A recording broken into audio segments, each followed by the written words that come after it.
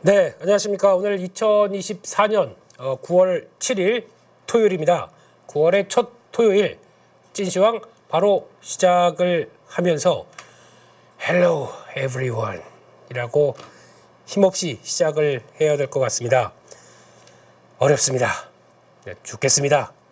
답답하고 짜증납니다. 네, 이게 그래서 혹시나 이번에 미국의 고용지표를 통해서 뭔가 좀 변화가 좀 들어오지 않을까라고 생각했는데 변화는커녕 안 좋은 변화가 들어오기 시작하면서 시장에서는 또 충격이 나오기 시작했네요. 그래서 안 된다 하는 이런 상황 쪽에서 뭔가 돌파구가 보여지지 않는 이런 답답한 시장, 그리고 또 다음 주 추석을 남겨놓고 있는 상황 쪽에서 그 다다음 주죠. 고민이 무지무지 많을 시기가 아닌가 생각됩니다. 그래서 보통 저도 그렇습니다. 저는 약간 그래도 매매를 직접 트레이딩을 한 입장 쪽에서 이 정도까지 밀렸으면은 솔직히 매수 한번 해보자 이런 쪽으로 마인드를 딱 갖고, 어제 같은 경우도 그랬어요.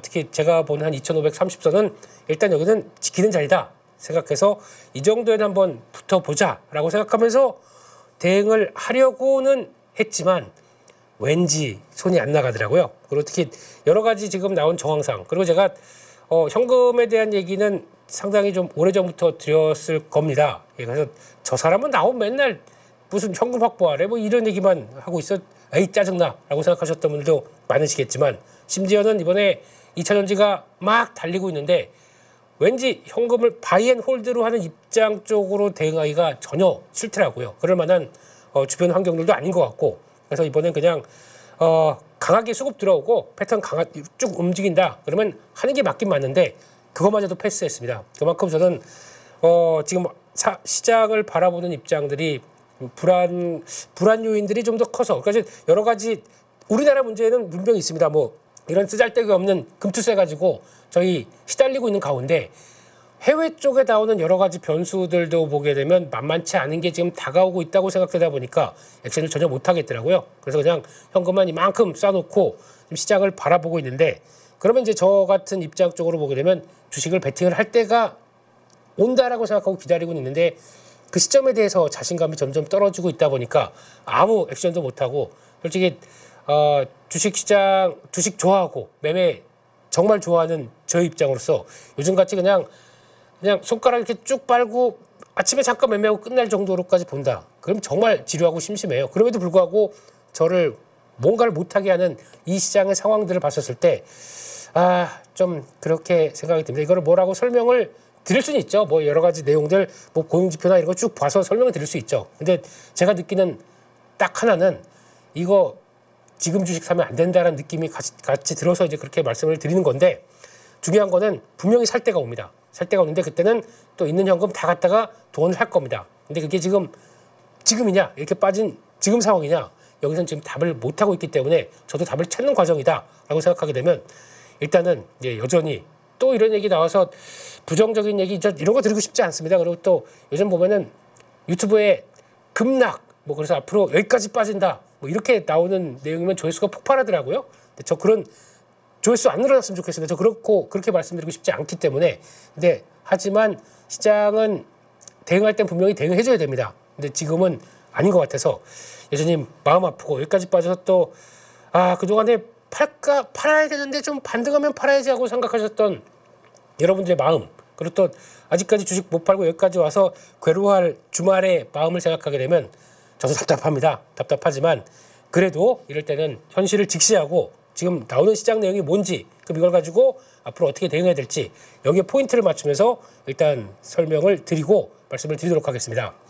일단 첫 번째로 이번에 가장 또 시장에서 많이 바라봤던 것 중에 하나가 고용지표입니다. 오늘 발표됐던 고용지표 시장에서 관심이 상당히 높았었죠. 그래서 발표된 결과 비농업 고용자 수 페이롤이라고 발표를 하는데 지난달보다 89,000건, 지난달이 89,000건, 이번에 발표는 142,000건. 근데 예상은 162,500건.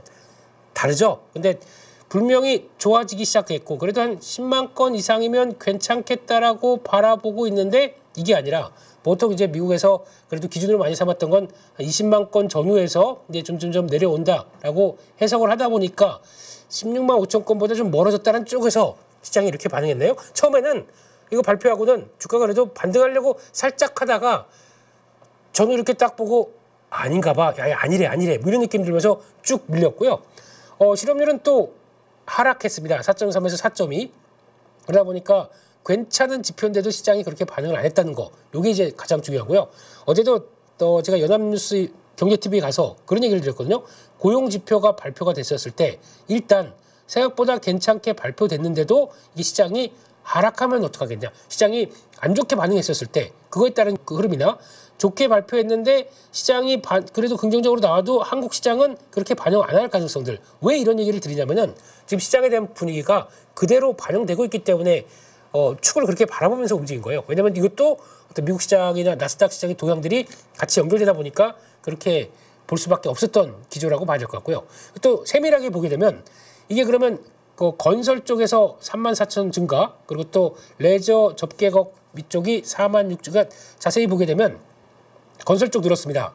레저 접객업 서비스 쪽이죠. 늘었습니다. 반면에 제조업이 감소했습니다. 자동차 업종이 감소했습니다. 그렇게 되면은 쉽게 말씀드리면 그러다 보니까 이제 업종도 그래요. 지금 건설 쪽 같은 경우는 어제 주식시장에서 나왔을 때 미국 시장 업 섹터가 다 빠졌습니다. 근데 건설만 그나마 약보합 정도로 버티고 있더라고요. 그런 것도 하나의 영향을 끼칠 수 있겠죠. 서비스업 요즘에 약간 이를 대변하는 게 제가 보기엔 항공주 이런 같은 경우는 그나마 좀 낫습니다. 그러다 보니까 이런 영향을 끼치는데 제조업 안 되고 자동차 업종 감소하고 이렇다는 얘기는 일단 업황에 대해서 지금 직접적인 실물 경제와 관련된 제조 쪽은 미국이 좀 생각보다 좀 빠르게 악화되고 있구나. 이거를 반영한다고 봐야 될 것 같습니다. 그런 지표 쪽에서 물론 좋은 게 있으면 안 좋은 게 있겠죠. 그 안쪽에서도. 근데 생각보다 부진한 쪽들이 좀 더 있었다라는 쪽에 대해서 눈길이 가고 있고 게다가 또 하나는 시간당 임금은 늘어났습니다. 0.4%. 그래서 뭐 예전에는 이거 가지고 물가를 자극한다는 쪽으로 많이 봤었는데 지금은 이쪽은 별로 생각을 안 하네요. 그만큼 시장에 대해서는 이제 금리는 거의 물가는 많이 떨어졌기 때문에 금리 인사가 이제 들어오는 과정 쪽에서 흐름을 보다 보니까 이런 요인들은 그렇게 크게 영향을 안 끼치는데 그럼 만약에 이제 CPI나 PCE 지표가 발표가 된다고 하더라도 이거에 대해서 아주 큰 폭의 반등이 나오지 않는 이상은 큰 폭의 변화가 아닌 이상은 그냥 거의 시장은 인정하고 가지 않을까라는 쪽으로 바라보고 있습니다. 그래서 결론적으로는 이런 고용지표 생각보다 나쁘진 않았는데 예상치보다 떨어졌고 그런데 요 얘기가 나오더라고요. 이 고용자 수가 어차피 지나고 났더니 지난번 6개월부터 3개월까지 계속 하향 조정되는 기조가 있다 보니까 지금 나오는 것도 빠르게 고용 하향 조정이 될 가능성이 있다. 그러니까 미리 걱정을 하기 시작해요. 시장이. 괜찮은 장세 생각보다 경제가 튼튼하다고 생각하는 쪽은 이렇게 안 합니다. 미리 걱정 안 하고 이렇게 됐으니까 예전에 이런 거 가지고 뭐 제가 걱정한 적 있었나요? 나온 지표 보고 그냥 뭐 무슨 마사지를 했건 말건 그냥 그런가 보다라고 넘어갔는데 이제는 잠깐만 지난번에 보니까 빠르게 다 조정을 시켜버려서 이번에도 그런 거 아니야? 라고 생각하다 보니까 더 이렇게 나온 것 같고 그러다 보니까 여기에 민간 일자리 3개월 평균이 2012년 6월 이후 최저치를 기록했다라는 부분들도 이것도 또 평균치가 이렇게 내려오고 있다는 것도 약간 또 부담으로 작용했고 게다가 경제적 이유로 파트타임을 구한 게 26만 4천 건. 그래서 그 굴자리를 구하려고 하는데 거기다가 지금 나오는 괜찮은 일자리보다는 당장에 급하게 구했던 일자리가 더 많다라고 했던 게 이게 영향을 끼쳤다고 봐야 될 것 같죠. 게다가 이거는 영향을 끼칠 게 지금은 얘기가 안 나오는데 아마 거기에 있을 겁니다. 불법 이민자 이 관련된 쪽에서 이게 이민자들이 최근에 또 코로나19 전에는 되게 못 들어왔지 않습니까? 아예 그냥 국경이 닫혀 있고 그랬었는데 요즘에 이게 들어오다 보니까 이쪽에서 나오는 여러 가지 데이터를 가지고 좀 왜곡을 시키기 시작합니다. 이게 지금 많이 나오는 얘기들 중에 하나예요. 미국에서요. 그래서 이걸 가지고 이게 만약에 들어와서 데이터를 그러니까 구인권도 구직권이 늘어나면서 거기서 나오는 데이터를 약간 좀 혼란스럽게 만들 거 아니냐라는 쪽들도 나오고 있는데 물론 이게 통계에 잡히는지 안 잡히는지 모르겠습니다. 하지만 이번에 선거에서는 또 어떤 주는 그냥 등록만 하게 되면은 투표권 준다라고 하다 보니까 되게 좀 좀 이상해졌어요. 솔직히 말씀드리면. 그러다 보니까 트럼프 후보가 이걸 가지고 좀 강경하게 나오겠다라는 쪽들도 있는 것 같은데, 아무튼 이런 여러 가지 복잡한 사정들이 있다 보니까 여러 가지 쪽에서 미국이 지금 보고 있는 그러니까 지표를 또 안 믿으려고 하더라고요. 이것도 좀 특이한 현상이 아니었나 생각이 듭니다. 두 번째는 엔화입니다. 엔화의 흐름을 보게 되면 오늘 엔화가 강세로 가기 시작합니다. 솔직히 달러가 그렇게 약하게 가지는 않았었는데 우리 달러 대비해서 강세폭이 좀 커졌습니다. 이렇다는 얘기는 일단 첫 번째, 요즘 나오는 BOJ의 얘기를 보게 되면은 도쿄 지역의 물가 올라갔고 실질 임금이 올라갑니다. 그런 쪽에서 이번에 나왔던 것도 소비적인 지표는 그렇게 크지 않게 빠르게 올라가지 않다고 하더라도 이거 임금 상승률을 받쳐주게 되면 소비도 같이 올라가면서 좀 끌어올린다. 그러면은 이제 BOJ의 선택은 계속 금리를 올리는 거 아니냐 라는 쪽에 대해서 나오기 시작하고, 그러다 보니까 엔화에 대해서 요즘에, 과거에는 무조건 엔화는 원래 약한 거야 그러면서 숏만 계속 움직이다가 요즘 보게 되면 한때 엔화가 급하게 강세로 나오다 보니까 사람들이 어우 깜짝이야, 안 되겠어. 특히 이제 헤지펀드 같은 쪽의 공격적인 포지션들은 다 엔롱으로 바뀌어가기 시작합니다. 그러다 보니까 지금 나오는 분위기가 생각보다 빠르게 엔화 강세된다. 엔화가 강세로 갔었을 때 저희가 가장 두려워하는 게 그거지 않습니까? 엔캐리 트레이드 청산 이슈, 이 가장 우려가 되는 부분들이죠. 이거 한번 잠깐 볼까요? 엔화 지금의 기조가 어떻게 되어 있냐면은, 일단은 달러를 보게 된다라고 하게 되면 달러 어제 춤을 췄습니다. 예, 큰 폭의 흐름들 쪽에서 100대를 깰 듯하다가, 여기 보면 이거 한번 크게 볼까요? 100대를 깰 듯하다가 또 위쪽으로는 다시 101대까지 들어가는 듯 하루에 1%의 변동이 나온다. 이것도 최근 들어서 나오는 특이한 변화죠. 전저점은 안 깼고 그 다음에 101대 근처까지 해서 끝나서 이걸 다 보여줬던 하루였는데, 그렇다고 해서 달러가 약세로 간 건 아닙니다. 지금 나왔던 고용지표 가지고 이제 뭐 경기 침체나 우려감이 크냐? 또 그것도 아닌데 막상 지켜보니까 아니네. 그러다 보니까 또 밀었다가 올렸다가 정신없었던 쪽이죠. 이런 쪽에서 자리를 어떻게 차지하고 가겠느냐?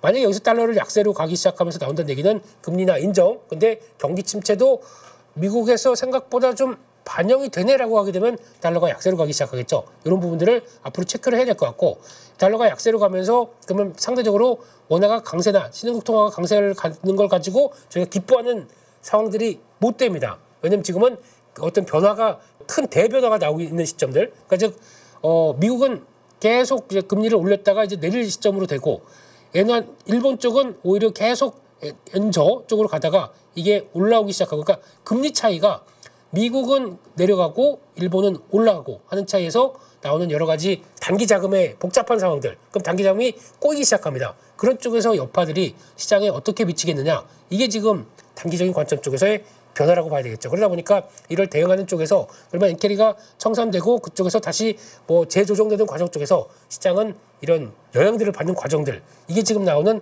가장 시장의 핵심적인 요인이 아닐까 생각되고 있고요. 그러면 달러 엔화 볼까요?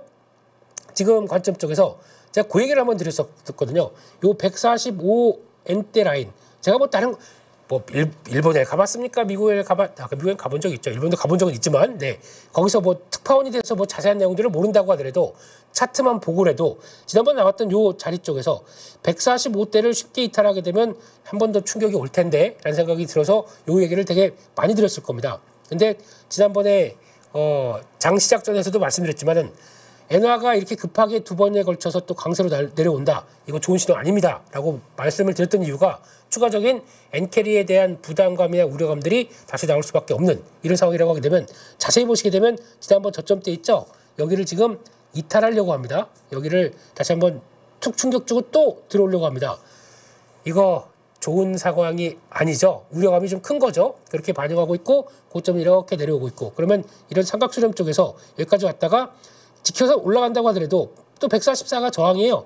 그럼 이렇게 될 가능성이 높다라고 하게 되면 시장의 흐름들은 엔화 강세를 바라보면서 그동안에 그냥 철벽같이 믿고 있었던 엔저가 바뀌면서 나올 수 있는 이런 한계가 지금 또 안 됩니다. 그러다 보니까 지금 시장에서 무슨 얘기가 나오면 그럼 다른 대체제를 찾습니다. 스위스 프랑, 이걸 가지고 또 이제는 스위스 프랑 캐리 트레이드, 그러니까 스프캐트 이런 거 나와야 됩니까? 네, 이런 쪽에서 또 그대로 안 되니까 거기서 막 찾아가기 시작하고, 또 금리 인하하는 국가 쪽에 좀 기축 통화될 거 없나 뭐 이런 거 찾는 시장 분위기예요. 그러면 엔화는 일단 보지 않고 그대로 가는 그들 포지션대로 간다. 그러면 엔화 강세 베팅을 하는 거겠죠. 이게 지금 시장의 자금적인 측면 쪽에서 절대 좋은 게 아니다라고 바라보고 있는 상황들이고, 그럼 원래 저희도 달러가 약세로 가잖아요. 그러면 원화도 마찬가지로 강세로 가야 됩니다. 이렇게 해서 강세로 가는데 달러가 약세로 갔던 것 대비해서 지금 원화의 강세 폭이 상당히 원래 갔으면 여기 와 있어야겠죠. 이렇게 내려갔었으면 달러처럼 똑같이 갔었으면 그만큼 저지가 되어 있습니다. 그렇다는 얘기는 원화 입장으로 봤을 때는 뭔가 그냥 달러 약세를 즐기고 그대로 상대적으로 갈 수 있을 만한 환경이 아니란 걸 보여주는 거죠. 왠지 뭔가 불안감을 보여주고 있습니다. 그러다 보니까 어제도 오히려 환율은 올라갑니다. 그러니까 원화는 똑같이 약세로 갑니다. 이게 되게 특이한 현상이죠. 그러니까 원화가 강세로 제대로 반응을 못하고 있다. 이게 그러다 보니까 여기서 그러니까 만약에 똑같이 달러 약세, 원화 강세로 가서 그냥 원화 강세니까 외국인들이 환차익을 노리면서라도 들어온다라고 하게 되면 이게 들어왔을 텐데 전혀 들어오지 못합니다. 이거의 가장 큰 핵심들, 이게 왜 이렇게 나오는지 엔화와 또 달러의 관계와 그리고 또 지금 금리 차이가 변한다는 거, 이거를 꼭 기억을 하시면서 보시는 게 가장 중요한 포인트다라고 다시 한번 말씀을 드리겠습니다. 그러다 보니까 이 모양으로 시장이 또 우르르 가 있고, 또 이거는 얘기 드리고 싶지 않은데 오늘 아침에 미국장 끝날 무렵쯤 돼서 또 이거 얘기 막 하면서 끝나더라고요. CCR 이번에는 또 터진다. 이거 모르겠습니다. 그냥 안 좋은데 계속 안 좋은 얘기만 드리면은 또 그건 또 아닌 것 같아서 그냥 이런 얘기도 있다더라라고 하면서 또 열심히 또 브레이킹 뉴스 이러면서 또 뭐 막 얘기를 하더라고요. 이게 무슨 브레이킹입니까? 언제부터 나왔던 얘기인데 아무튼 그렇습니다. 이런 쪽으로 봐야 될 것 같고요. 브레이킹 리포트였습니다. 뉴스가 아니고. 그런 쪽으로 봤었을 때 일단 미국은 제가 아침마다 장 시작 전에서 점검했었을 때 딱 그거였습니다. 여기서 이 자리에서 올라가야 된다. 여기 올라갔는데 지금 벌써 실패 두 번에 걸쳐 실패하고 딱 전환돼서 올라가지 않는 이상은 되게 시장은 하방에 대한 압력 쪽으로 바뀌는 이런 쪽으로 봐야 되겠죠. 여기서 오늘 돌아섰다 그러면은 저 다음 주부터 오히려 시장이 좀 약하다고 하더라도 매수 준비했을 겁니다. 매수 준비하고 시장을 바라봤을 겁니다. 근데 그게 안 나오는 거잖아요. 지금은요. 여기 저항으로 딱 받고 있고, 그리고 제가 주식 매매하면서 가장 느끼는 거는 이렇게 제 기준선을 만들어 놓고 그 위에 있을 때와 아래에 있을 때는 제가 대응이 완전히 바뀝니다. 특히 위에 있다고 하더라도 제가 생각하는 게 아래로 갈 것 같다 그러면 지금처럼 그냥 먼저 포지션을 비워놓고 지금 거의 아마 장기 포지션만 놔두고 나머지는 그냥 관망을 하는 흐름들이 여기서 많게 나오는 게 이런 때인 것 같아요. 그래서 지금 그렇게 보여지는 상황 쪽에서 밑으로 이제 확인됩니다. 그러면서 지금 시장은 이걸 어디서 어떻게 지지를 할까에 대한 모멘텀으로 계속 고민을 할 것 같습니다. 그게 확인이 돼야 시장에 또 어느 정도 안정감이 나오겠죠. 그게 나오지 않는다고 하게 되면 그러니까 다음 주에 뭐 CPI는 제가 보기에는 큰 영향은 안 끼칠 것 같은데 다음 주는 또 밀렸으니까 살짝 반등 시도를 한다고 하더라도 약간 뚱한 상태, 약간 어떤 시장에 대한 구심점을 잃은 상태 쪽으로 나올 가능성이 높고, 코스피는 이거랑 연결시킨다 그러면 먼저 이탈했잖아요. 똑같이 본다 그러면 미국도 여기 고민하다가 내려오는 거, 한국은 여기 고민을 무지 많이 했어요. 계속 고민하다가 한 번, 두 번 고민하다가 이렇게 빠지는 거. 그렇게 되면은 적어도 이게 추세가 단기 추세가 결정됐다고 하게 되면 요 라인들 쪽에서, 그러니까 요 정도 뭐 여기까지 들어오지 않는다고 하더라도 혹시 모르죠. 그러니까 적어도 여기서부터까지 고민하고 이렇게 될 단계까지 생각을 열어놔야 될 것 같고, 한국은 당연히 여기 또 먼저 체크를 할 거고, 여기 이렇게 들어오는 요 단계들 아마 PBR 0.88배, 89배가 요 라인들이 어디냐에 따라서 지금 뭐 12개월을 보느냐 아니면 선행으로 보느냐 아니면 지금 기존 걸로 보느냐에 따라 차이는 있겠지만은 아마 2,500선에는 당연히 그러니까 요 라인들에 대해서는 또 테스트가 나오는 게 아닐까라고 우려가 될 수 있는 게 지금의 시점이다라는 게 조금 안타까운 현실이 아닌가 싶습니다. 그래서 여기서 만약에 솔루션을 본다라고 하게 되면 혹시 만약에 몇 가지 케이스를 보게 되면 주식 100% 그리고 또 현금 한 주식 70% 지금 현금 30% 그리고 또 만약에 현금 100%, 네, 현금 100%가 있을까요? 모르겠습니다만, 네, 이런 과정으로 봤을 때 여기서 누가 가장 해피할까요? 제가 보기에는 다 불행합니다. 지금 같은 저같이 현금 많아도 불행합니다. 지금 보는 게 불편해요. 한번 볼까요? 주식 100% 같은 경우는 당연히 제일 힘드시겠죠. 근데 이런 상황 쪽에서 만약에 월요일날 또 한번 이탈한다고 하더라도, 그러니까 이게 주식 100%로 대응을 하기가 좀 힘들 것 같고, 여기서 만약에 내가 손절을 못 하겠다, 이거 대응 현금화를 지금 여기 가서 어떻게 하느냐, 말이 되느냐 저한테 따질 수 있겠습니다. 그러면은 제가 보기에는 딴 거 없습니다. 플러스 알파 세로홀에도 어차피 주가에서 더 밀려가지고 어떤 가격 메리트가 나온다. 그럼 이거 추가로 이걸 합쳐서 뭔가를 다시 또 끌어내야 될 거 아닙니까? 그러면 새로 현금 조달이 가능하냐, 이게 더 중요할 것 같아, 이런 문제가. 근데 아마 싫으시겠죠. 야, 지겨워 죽겠는데 거기다가 또 현금 내라고. 어쩔 수 없습니다. 단기적으로 해도 만약 크게 밀린다라고 하게 되면 거기서 같이 들어갔다가 이거 회복해서 살짝 돌아왔을 때, 지난번에 쓴 전략하고 똑같아요. 이런 때도 주식만 100% 있다라고 하게 되면 여기까지 올라왔을 때 새로운 현금 들어왔으라도 이 정도 중요한 저항대까지라도 끌고 나서 새로운 현금 들어온 거는 반드시 꼭 빼내시라고 말씀드렸습니다. 갖고 계시지 마시라고. 그런 거랑 똑같습니다. 이번에도 주식 100%면 그렇게 할 수밖에 없어요. 그래서 그런 전략 쪽을 통해서 그거 들어왔던 거 비상금 들어와서 다시 좀 믹스시켜서 그 다음에 또 반등이 어디까지 들어올지 모르겠지만 제가 보기엔 반등이 이렇게 해서 들어온다 그러면 많이 빠질수록 이것도 빠르게 내려오겠죠. 들어갔다 여기까지 또 들어온다 그러면 여기서 그냥 또 해결하고 일단 또 기존 금액만 두고 이렇게 왔다 갔다 하는, 비상금 들어와서 그거 가지고 좀 해결하고 다시 나가고, 이런 전략 제일 또 중요할 것 같고, 주식 70%고 현금 30%다. 현금이 있는데 주식 깨지잖아요. 제가 보기엔 이 부분도 주식을 일단은, 그러면 현금을 지금 막 쓸 단계로 보시면 안 됩니다. 그러니까 이러면은 주식에 더 무게가 실려 있다 보니까 이거 언제 사지? 있는 현금을 조금 5%씩 사고 10%씩 사고 막 하면서 이번 하락을 또 대응하실 것 같아요. 하지 마시고 차라리 정점을 기다리라 라고 생각하시는 게 더 좋을 것 같고요. 마지막으로 현금 100%. 현금 100% 갖고 계신 분들은 편하실까요? 제가 보기엔 아닙니다. 오히려 이런 분들이 만약에 이게 내려갔다가 급하게 바닥 찍고 딱 턴하잖아요. 그러면 바닥이니까 내가 딱 사야지, 여기 딱 사가지고 여기까지 올라오는 거 잘 못하십니다. 현금 100%는 이렇게 보고 있어요. 그러다 보니까 뭐 이런 장에서 뭐래? 라고 해서 액션들이 느릴 수밖에 없습니다. 차라리 현금 100%이신 분들은, 만약에 이렇게 현금이 많으신 분들은 지금부터라도 슬슬 약한 주식을 최소 10에서 30%는 담아 보시는 게 좀 좋다고 생각합니다. 이거 완전히 없게 되면은 주식에 대해서 감을 잃어버려요.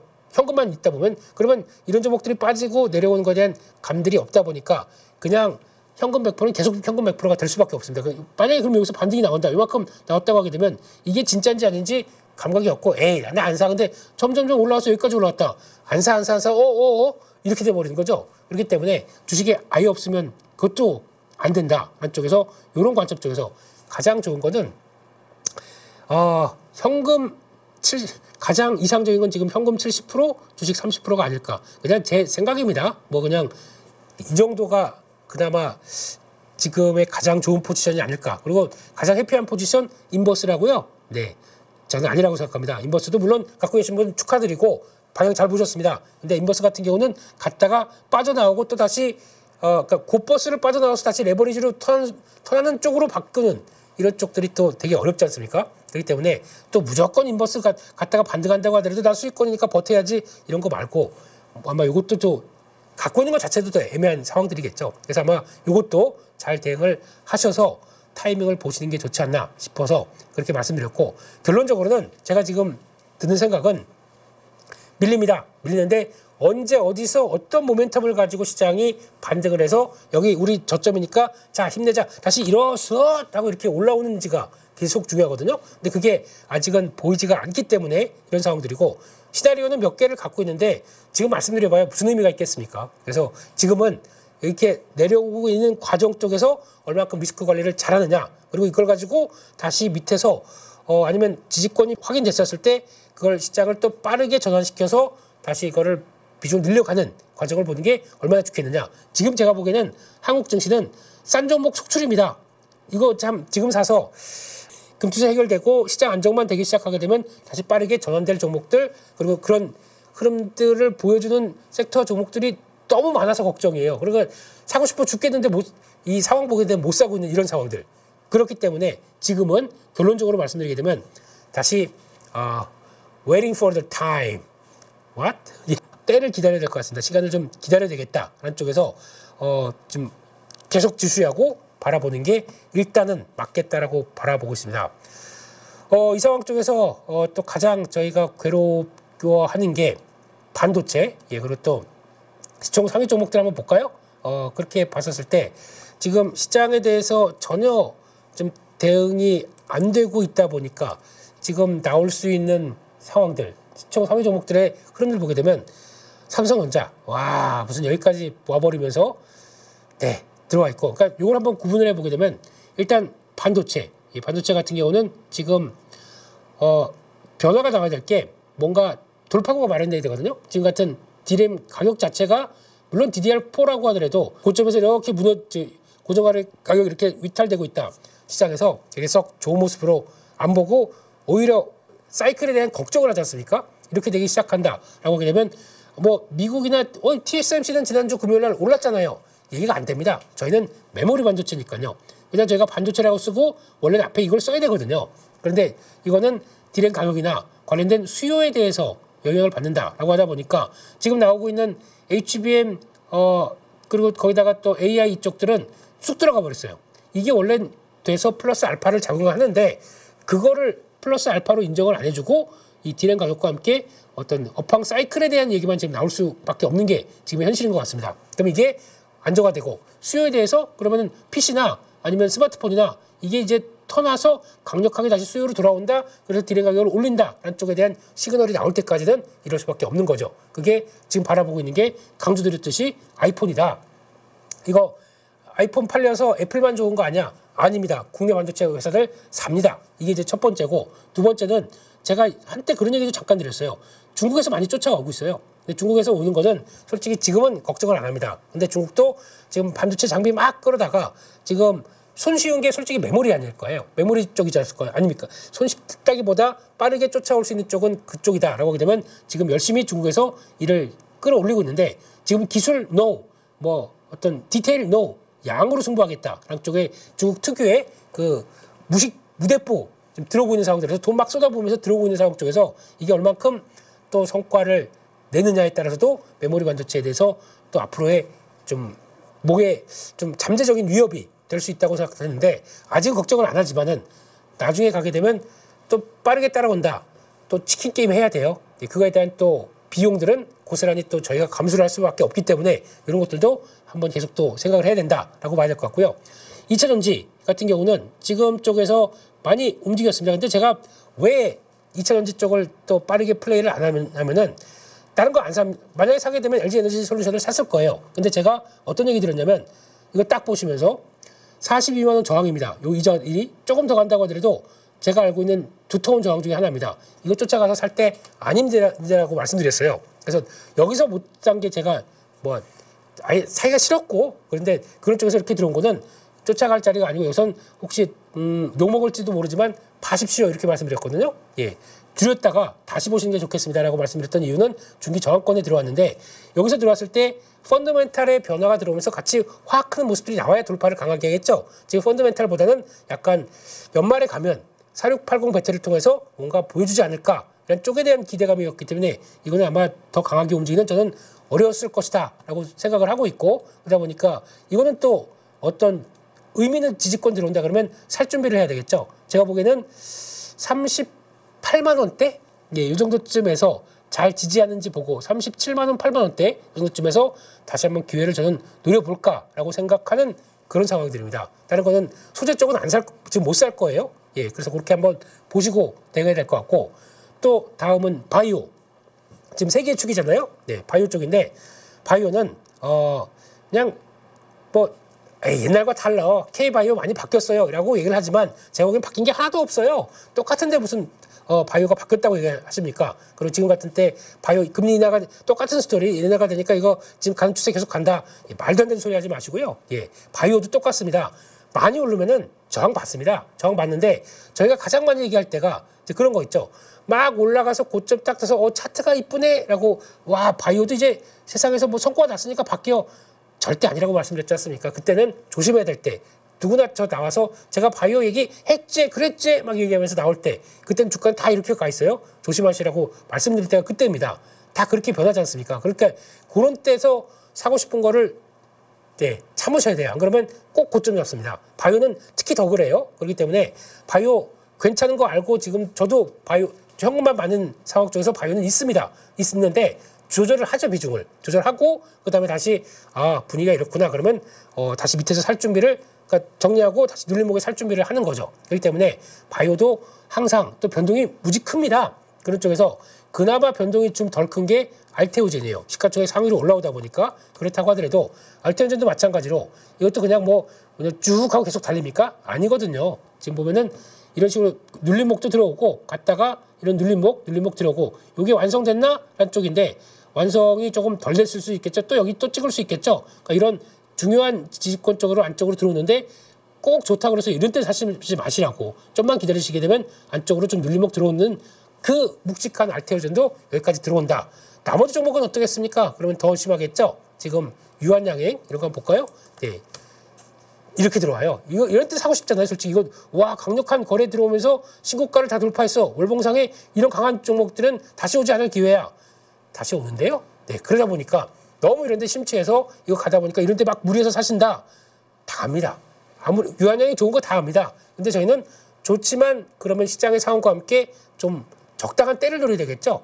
지금 들어오는 거 아닐까요? 그렇기 때문에 그런 때를 보게 되면 타이밍은 또 이제 좀 보면서 대응하겠지만 저는 요때 다 날렸기 때문에 배 아파서 말씀드리는 얘기 아닙니다. 저는 간다 생각하게 되면 고점이라도 따라갈 수 있다고 생각합니다. 근데 지금은 그런 때가 아니기 때문에 기다려보는 거죠. 어디까지 조정을 받는지. 그래서 지금 말씀드렸던 내용들 모든 섹터들이 또 꺾이다 보니까 이런저런 생각 쪽에서 많이 또 고민이 많으실 텐데 제가 이런 얘기 드려서 죄송합니다만 일단 지금은 섹터 쪽에 대한 움직임들도 보시긴 하겠지만 이렇게 됐었을 때 그러면 지금 또 낙폭 큰 걸 사느냐 아니면 좀 잘 됐던 걸 사느냐 고민이 많으실 겁니다. 근데 이거에 대한 해답은 지난번에는 잘 버텼던 8월 5일날 급락 나고는 잘 버텼던 종목들과 낙폭 큰 종목들이 같이 움직였는데 자세히 보게 되면 잘 견뎠던 종목들이 좀 셌어요. 이번에는 어떻게 될지 모르겠습니다. 근데 이번에는 어떻게 그걸 바라보는가 보다 어디서 저점을 만드냐가 더 중요할 것 같습니다. 그렇기 때문에 그런 것까지 생각하고 체크하면서 일단은 조금 캄다운 그리고 또 아직까지는 리스크를 완전히 벗어난 게 아니기 때문에 리스크 관리하시면서 지금은 바라볼 때가 더 맞지 않나 생각되고 있고요. 좀 상황이 바뀌었다 싶어서 변화가 들어오게 되면 누구보다 제가 먼저 뛰어들어서 몸으로 다 맞아보면서 여기저기 하면서 이제 다른 것 같습니다 이렇게 말씀을 드릴게요. 하지만 지금 상황으로는 여전히 관망 그리고 또 그냥 추석 연휴 때 뭐하고 놀까 생각하시는 게 더 맞지 않나 싶습니다. 다음 주에 대한 기대도 별로 없습니다. 단 시장이 다 안 된다 생각하다 보니까 다음 주에는 뭔가 반전의 기회가 나올 수 있다고 저는 생각합니다. 그거를 한번 노려볼까 싶기도 한데 그게 강할지 그리고 또 임팩트가 있게 쫙 올라갈지 모르겠습니다. 그래서 그건 한번 생각해 보시되 아직 완벽하게 시장에 어떤 변화의 조짐이 보인다라고 보기는 어렵습니다. 꼭 한번 기억을 해두시고요. 여기까지 해서 또 빨리 갈게요. 이런 얘기 해드려봐야 마음만 아프시고 좀 아까 드신 저녁 막 체하실 것 같고 그렇기 때문에 여기까지만 말씀드리겠습니다. 중요한 거는 살아내셔야 됩니다. 생존하셔야 됩니다. 그래야 또 기회가 옵니다. 지금 여기서 또 무리하셨다가 이것도 주식 꽉 차갖고 있다가 잘못하게 되면 더 급락할 때 또 지난번 8월 5일처럼 저점에 손절을 하신다든가 이런 거 하지 않으실 수 있도록 나를 잘 다스리고 계좌를 잘 어우르고 좀 현명하게 슬기롭게 이번에 또 위축도 잘 이겨낼 수 있기를 기도하시면서 저도 많이 응원드리고 힘들지만 같이 화이팅을 외치면서 저희 찐시황 마치고요. 다음 주 찐시황은 이런 분위기 아니었으면 좋겠어요. 너무 괴롭습니다. 네, 힘내시고 또 다음 주 그래도 어려운 장사에서 한 줄기 빛을 볼 수 있는 그런 상황들이 됐으면 정말 좋겠습니다. 잘 쉬시고요. 다음 주에 화이팅! 요 말만 남기고 사라지겠습니다. 수고 많이 하셨습니다. 감사합니다.